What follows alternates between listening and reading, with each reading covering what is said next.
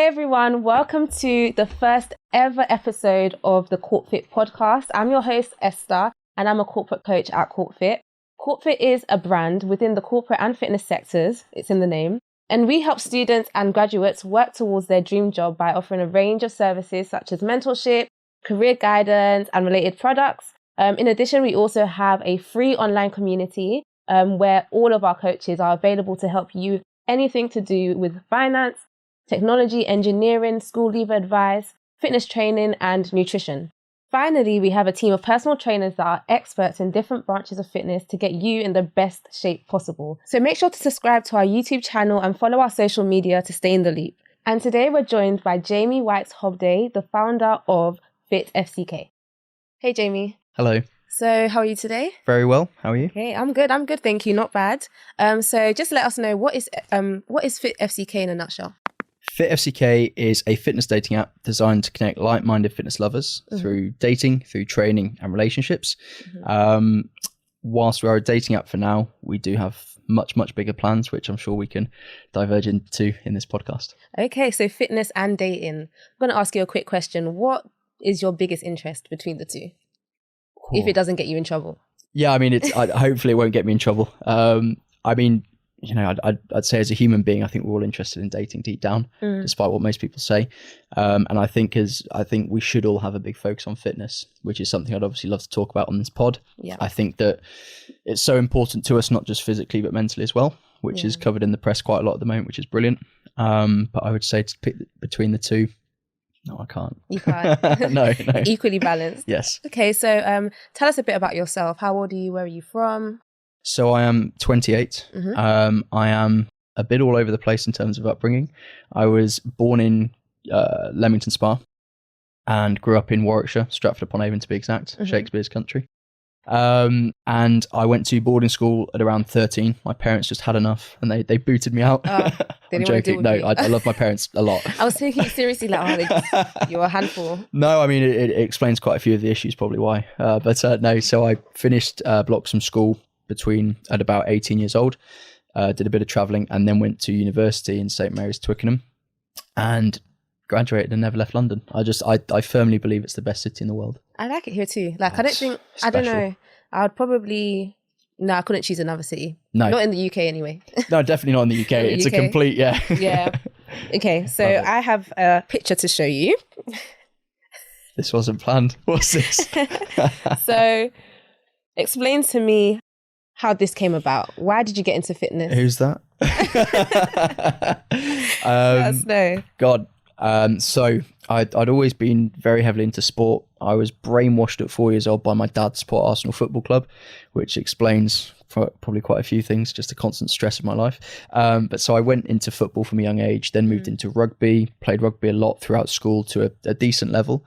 And then when I was about 16, 17, I went for some trials with an unnamed club and they said, you're too skinny and too lightweight to play rugby. And this is way before body shaming and body dysmorphia is what it is today. So, I went home to my parents in just floods. I was bawling out and they sent the email of, hit the gym, come back to us next summer. So I did that and, turned into a mini Rocky Balboa in my parents' garage, or at least I thought I was, and I just fell in love with it. I found that the discipline, the routine, the progression of fitness is incredible. And I think you can carry it into in many aspects of life. And so, then I got into bodybuilding whilst I was at uni. Okay. Did you do any personal training or? Yeah. So that was how I funded my uni education. Really? My first business was Train to Gain Personal Training. Great name, right?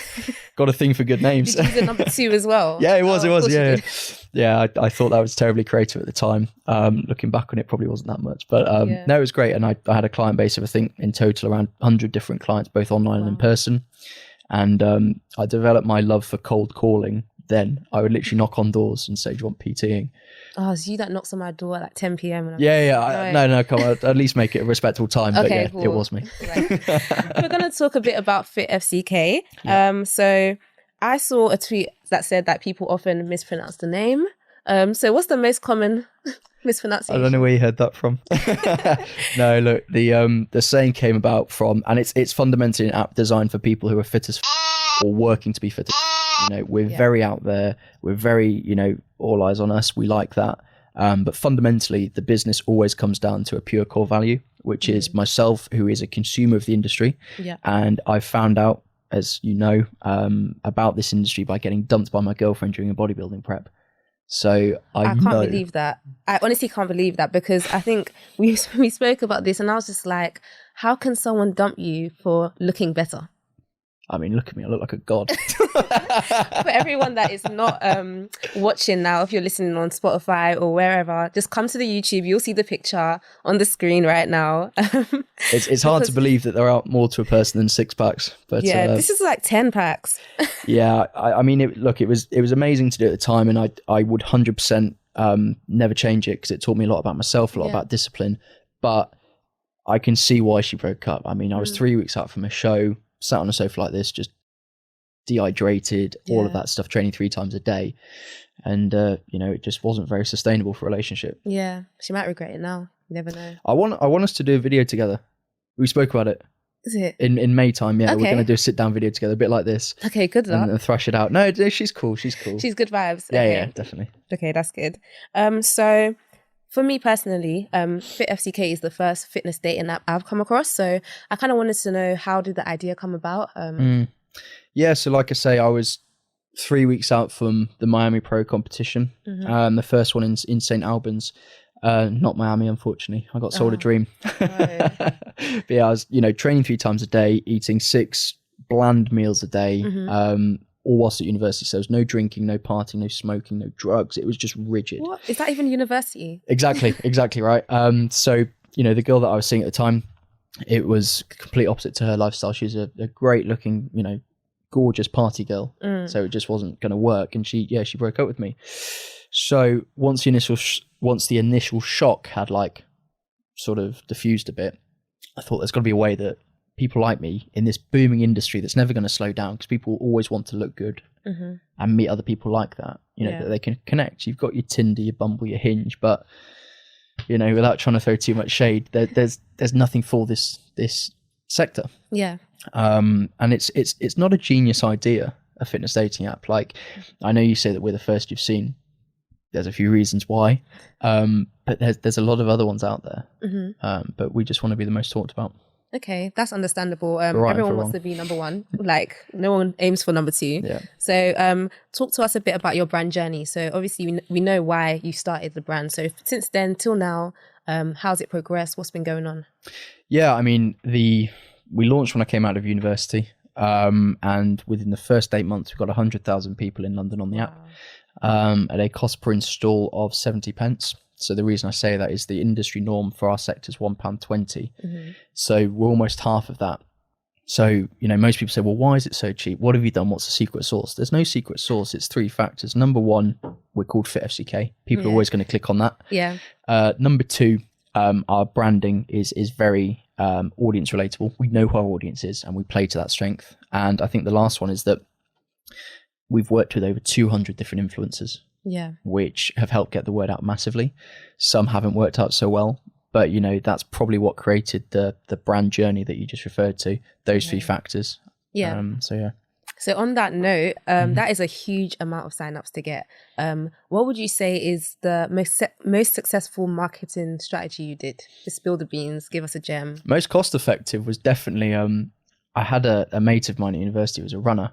Yeah. And I said to him, I was like, do me a favour? He's like, yeah, what? So I was like, where do you run to? And he's like, oh, I do Liverpool Street. I was like, perfect. Like, the footfall at Liverpool Street Station's huge. I said to him, I said, when you go next, can I give you this deck of stickers to put around the tube? Sorry for anyone who works at National Rail, but, you know. Getting yourself in trouble. Don't hate the game, right? And he just literally put QR codes all across the station. Yeah. And he'd do this at every station in London. It's particularly Zone 1 where a lot of people are. Next thing I know, we're getting hundreds and hundreds and hundreds of sign-ups, and I paid £50 for that batch of stickers from Vistaprint. Smart. But from a less vandal kind of aspect, I'd say that influencers were very effective. We've worked with some tremendous influencers for sure. Okay, cool. So if I'm correct, you're in like the raising stage, you're doing your seed round. So obviously that means investors. It means you have to talk to people, which can be scary. So what are the difficulties surrounding that? And what's the worst investor meeting you've had? I mean, laugh. I'm quite a weirdo. It's actually the bit of my business that I enjoy the most is pitching and raising. I get a bit of a weird thrill out of it. Probably a bit sadistic in that sense. I wasn't going to say anything.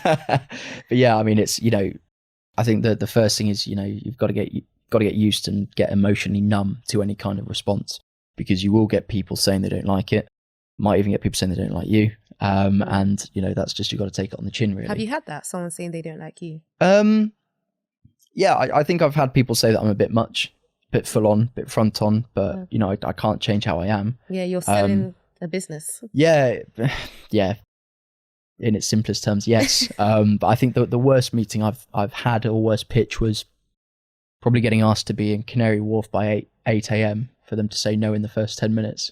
Oh my god! Considering you're coming from Wandsworth to Canary Wharf at 8 a.m. I mean, look, it sounds terribly entitled for me to complain about that.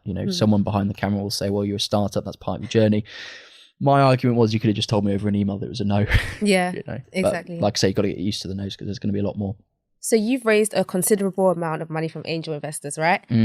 So what are your plans for that money? What do you want to do with it?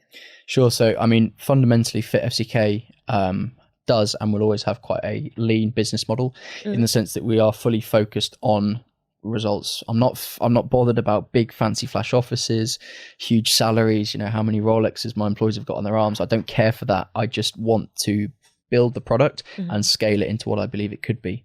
So to answer your question, tech and marketing. Okay. That's literally it. Okay. And I'm guessing you would use some of that for events.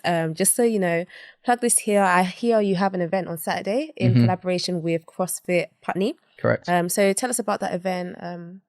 Yeah. So, I mean, I was at my gym last November. Yeah. So when we started our raise in sort of late last year, and I remember saying to my training partner, I was fixated with this girl at my gym. I don't mind saying it on a podcast. I was like, she's amazing. How do I talk to her though? I'd like to think I'm a fairly confident guy, but in the gym it just went. And I was like, what is it? Am I out of shape? Am I weak? What is it? And my friend said to me, look, it's A, the fear of rejection. B, you're here at prime time. So it's like a jungle. You got 100 people on the gym floor. Yeah. And lastly, and I think most importantly, you're worried if she's going to question, does this guy train seriously? If he's coming to ask me how I am and I'm training, does he even train seriously? And that's the biggest ego hit. Yeah. As a gym goer, at least. And why is his eyes not on the weights? Exactly. So I thought, why not create a fitness dating event where people in my situation can meet under a social roof? You've got your F45s. Yeah. Amazing. You've got all of your workout classes, but you've not got anything that's purely a social aspect or vibe, as we like to say. So we've converted CrossFit Putney, or we're working with CrossFit Putney, an amazing gym. And we've got an amazing lobby where everyone can meet. We've changed the weightlifting area into a dance floor. We've got a DJ, and when people arrive, if they're single, it's a green cup, and if they're taken, it's a red cup. So yeah. Oh, that's really smart. It's pretty unique, but it's most importantly, it's the first of many. We've already the week that we announced it, we had gyms from Birmingham asked to do this, gyms from Manchester. So and it folds into the brand very well, showing that we're more than just a dating app. Okay, so you said something that kind of triggered me, approaching a girl at a gym. So I was in the gym, right? And I was working out, trying to get them gains, doing core. And a guy came up to me and he was wearing a leather jacket and jeans. And like that.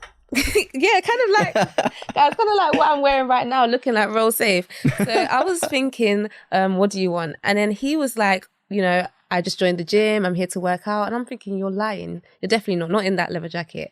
And he just sat down on a bench next to me. And he was just sitting there, just watching me trying to work out. And it was really awkward. Then he was asking me if I could train him. And I was like, definitely not. Hell no. But it's very awkward when a guy kind of approaches you when you want to work out and train. So I see how it can be difficult for people to, connect in the gym, which is why it's great that you're doing this. This app is a good way to actually do it and not let it be awkward or interrupt someone's workout. So, and the event is an amazing idea. Obviously, it's an amazing idea. So what kind of brands are involved? Yeah, I mean, that's been probably the most reassuring thing for this, and particularly for our, you know, current investors, is hearing the brands that want to work with us. You know, for any startup, that's always challenging, but you know, we've got a very unique concept. We're very different, we're very quirky, and you know, we've got brands like Tenzing Energy, who are coming on the night. By far one of the best brands to work with that I've spoke to so far on our small journey. Bear Bells. Shade the other brands. No one to shade. No, not yet at least. No. Bear Bells UK, who, and I'm not just saying it, provide the best protein bar. Don't know if you've tried it, but it's literally like a candy bar, as they say. We can go out for a protein bar sometime. Is that a date? Yeah, come on. Yeah. Scored. And yeah, the final one is Primetime Lager, who are low calorie, low carb, gluten free, vegan friendly, caffeinated beer. So for those who do drink, I'm personally teetotal myself, but for those who are drinking, at least they've got a fitness related beer there. And it's founded by the Made in Chelsea boys, Harvey and Sam. Top lads. So yeah, some great brands involved, and for our Birmingham event, we've got some fairly jaw-dropping brands involved too. They've kind of said, like, prove your first event and then we'll. So. Okay, I have no doubts that you'll prove yourself and, you know, get everything locked down in the Birmingham event. So that's one thing that you obviously need to, you know, use some money on. You mentioned the two main things were marketing and tech. So I mean, I should preface that for this event, I've not spent anything. Really? Yeah. So like I've paid for DJ, photography, who's doing videography as well. Yeah. And that's another thing to investors is that, look, we're doing this on a shoestring budget at the moment. Because we haven't closed our round. We're still mid-round at the moment.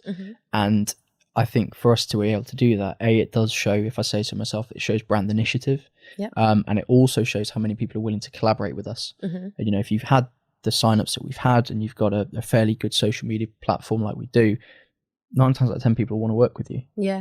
Provided you're a good person as well. So you got to tick like that last box. Lovely guy. Yeah, if I was an investor, I'd be like, tick, tick, tick. Good. Yeah. I hope many are listening.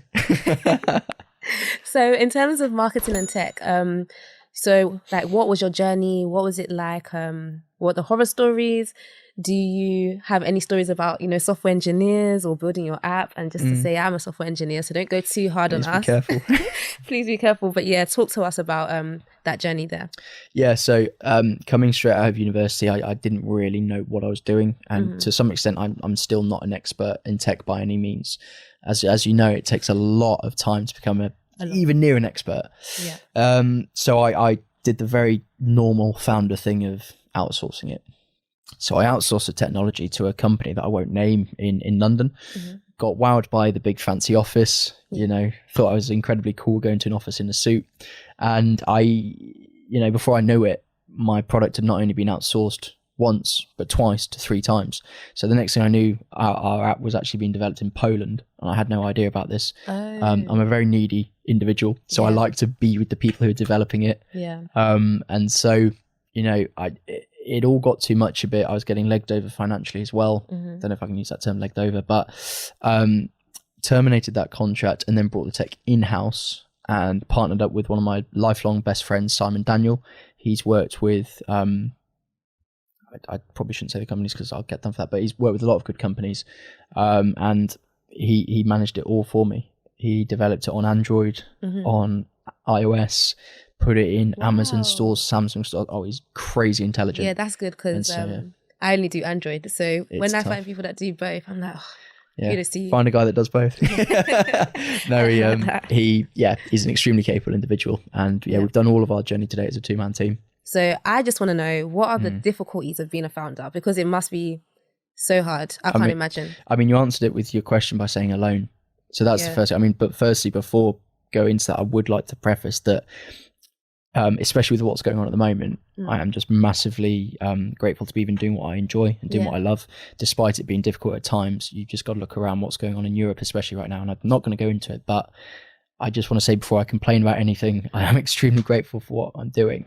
I'd say that the number one thing that you've got to be aware of, and being aware is the key, I think, in most things, being self-aware and aware of your surroundings. But those lonely nights and lonely days that you get, because sometimes if you are a sole founder, you know, you've got to make decisions on your own.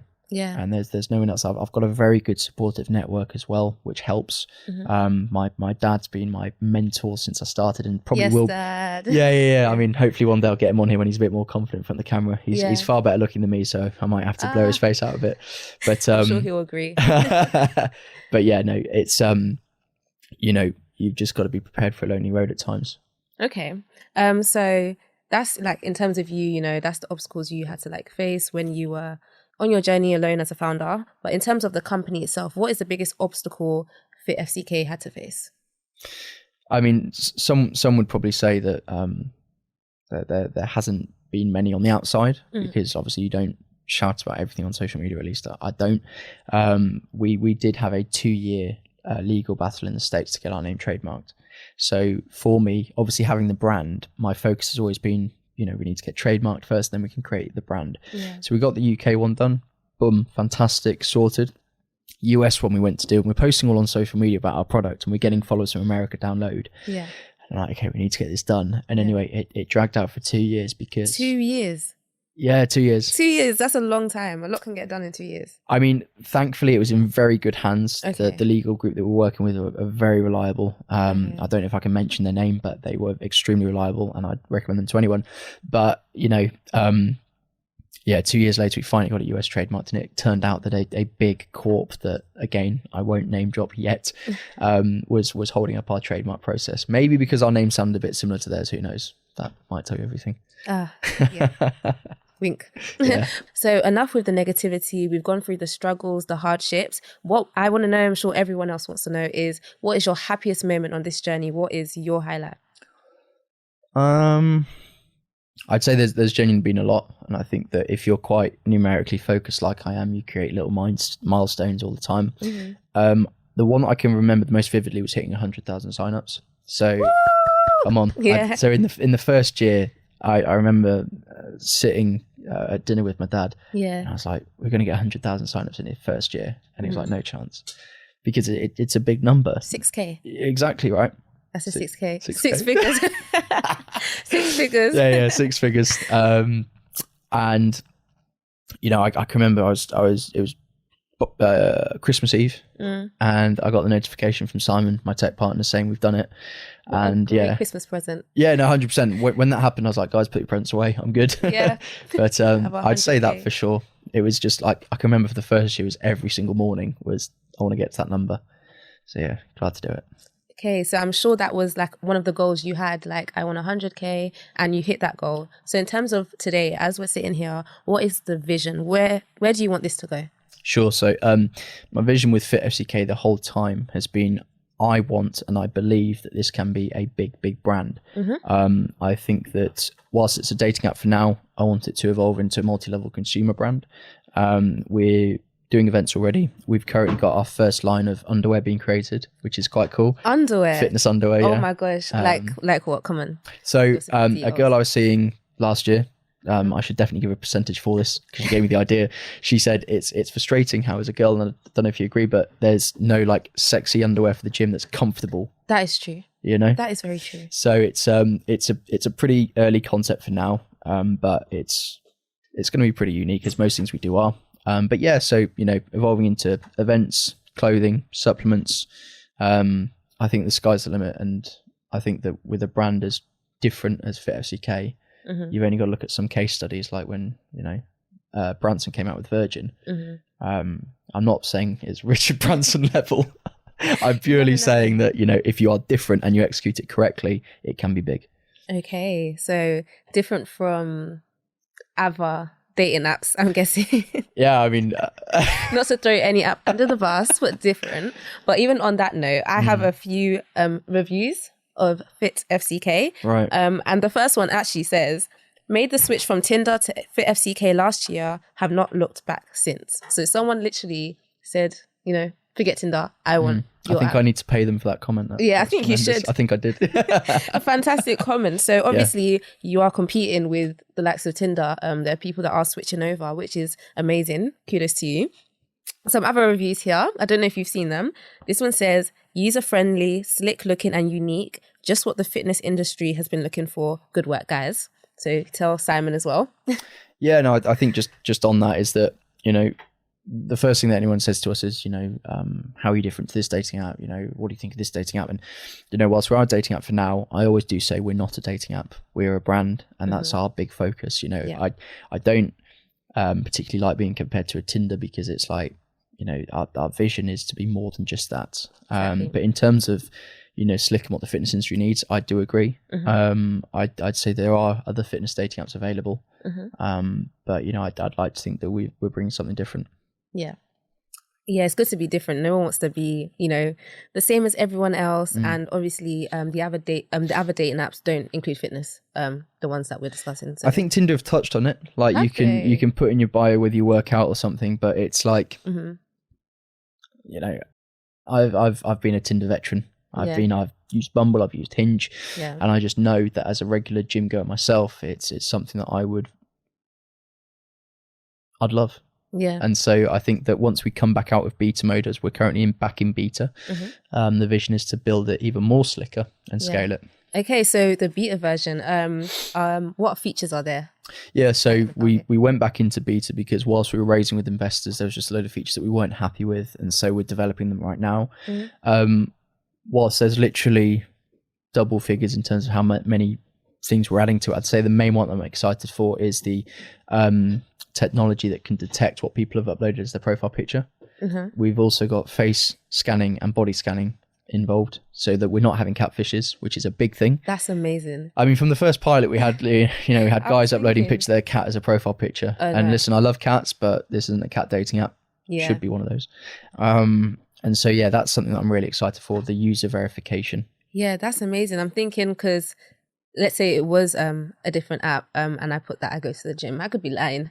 I could say what I like. So the fact that you have the verification that this is actually the person, it makes it very authentic, and then people are more comfortable to connect on the app, knowing they can't be catfished, or they're less likely to be catfished. Okay, so another review says, being new to an area, FITFCK has allowed me to find several different training partners who have helped me to raise the intensity of my sessions and allowed me to see big improvements across the board. So obviously this one is more about training partners, so we haven't really touched on that. So do people often use it for training partners, or? Yeah, I mean, look, it was a section that we added in the first pilot. And when we finished the first run and we saw 80% of the people were using it for dating and for relationships and for training dates and for also hooking up, let's just be honest here. It is what it is. There needs to be some more transparency on that in the dating world. Guess what, people? Some do use it for hookups, and it's normal. I think that what I would say on that is that we know we're called FITFCK. We know it's for people who are fit as fuck, and I don't think personally you're going to get people using that to meet as training partners. So that's been a really good learning curve for us, that we've thought, right, okay, this isn't clearly what people are going to use the app for. I don't actually think people will download any app to find a training partner. I don't think the market appetite's that big. I think the market appetite for fit people wanting to meet fit people and date is huge. So with dating apps, you have to, go on there, look at profiles, see who you like. So the question I have for you, have you ever gone on one or even looked at profiles on FITFCK and thought, whoa, what's this? Like, whether it's just weird or too forward, what's the most weird one you've seen? Crikey, need to be careful. Most weird one, I mean, you come across all sorts on any kind of dating apps. I'd actually say my best advice for anyone creating a dating profile on FITFCK would be limit it to one shirtless pic if you're a guy. Yep. Good advice. Everyone take note. Good advice. I've done it myself. I've been there, and it's like, believe it or not, a girl's not going to care what angle you get the photo at. Like, you get guys who are like, oh, take it from the side, take it from the front. And so it's too much. I've had a lot of girls say that one photo is good. One shirtless photo is good. And then I'd say for our platform, all we encourage is photos that are gym related. I think that goes without saying. I think I gently swerved telling you what the weirdest thing is. We don't want to get you in trouble. Exactly. But so you founded FITFCK in 2017. Yes. So during this time or before then, have you done anything else, any other ventures or worked? So I mean, it's obviously been a pretty crazy 4-year period, considering that we had COVID interlink with that. So let's call it 3. No, I mean, it is what it is. But before FITFCK, I was personal training. That was my sort of passion, still is. I love it. I still train some of my friends, and I might do it in the future when time frees up a bit. And I was also doing a lot of health columnist work. I worked with My Protein, Healthspan Elite, was featured on Huffington Post, which was quite cool, to sort of give my 2 cents on fitness and training. Yeah. And obviously you go to the gym a lot. Probably right about that. So Making me blush. I'm actually wearing blush, so I'm not blush. But so being a natural ginger, it's quite easy for me to blush. I mean, you can tell by the freckles and that. So yeah, it's not an issue. It's okay. Don't worry. They won't mind. Will you guys? So at the gym, what is like annoying things that really get on your nerves when you're at the gym, from girls or guys, or whatever? See, I don't have a problem with people grunting. Because I grunt myself. Yeah, I mean, I don't go for like the tennis player grunt. Like, I don't even know what that Give was. us your best gym grunt. I've got like a bit of a shotgun grunt. It's a short and powerful. It's like, okay. Yeah. It's kind of, I want to let people know I'm here. Yeah. You know, this is my bench. It gets a bit primitive. Yeah. Like, it's very primal. Jokes aside, I'm going to sound like that Liver King guy soon. But no, I'd say people not re-racking their weights annoys anyone, full stop. And them expecting PTs to put it back because it's their job. I've heard that before and I'm like, that's awful. I've seen quite a lot of like gym bullies as well. Really? That sucks. Yeah, so like guys who are bigger than other people and they kind of like assume that they should use something. Like, come on. Like, get off my turf. Yeah, there needs to be a machine for the personality, you know? Yeah, larger than life. Okay, that makes sense. So just kind of like just being rude in a sense. Yeah, you just, like, we all started at the same point. Like, we all started not knowing what to do, watching YouTube videos, doing bro science kind of stuff, chicken and rice every day. So I just, you know, I think if anyone asks for a helping hand in the gym, let's do it. So I've been doing some research, and I want you to talk us through your 3 big lifts. So I thought you'd never ask. Now we're talking. I want to know about your squats, your bench press, and your deadlifts. Say it again. Right. Bench, best 1 rep was 140, which for a guy who's got a pretty inhibited chest, that was a big thing. Yeah. Squat isn't as big as I'd want it to be. I think the best I've done is literally around like 150. That's pretty much, that's a lot. But to have your squat only 10 kg heavier than your bench isn't great. And that's, you know, I think being a rugby player growing up, I focused too much on quads for aestheticness and lacking in the posterior chain element. And then deadlifts, personal best is 210. So 210? Yeah, but I'd say most guys who go to gym a lot. Yeah, well, that is a lot. That's taken me aback because I'm thinking that's like 3 of me. Like, you're going to try it? Maybe later. But yeah, no, that's amazing. Sure, thank you. Okay, so obviously we hear a lot about guys, you know, going and approaching girls at gyms or like on apps and stuff. Do you think, this is kind of controversial, do you think a girl should shoot her shot? What do you think about that?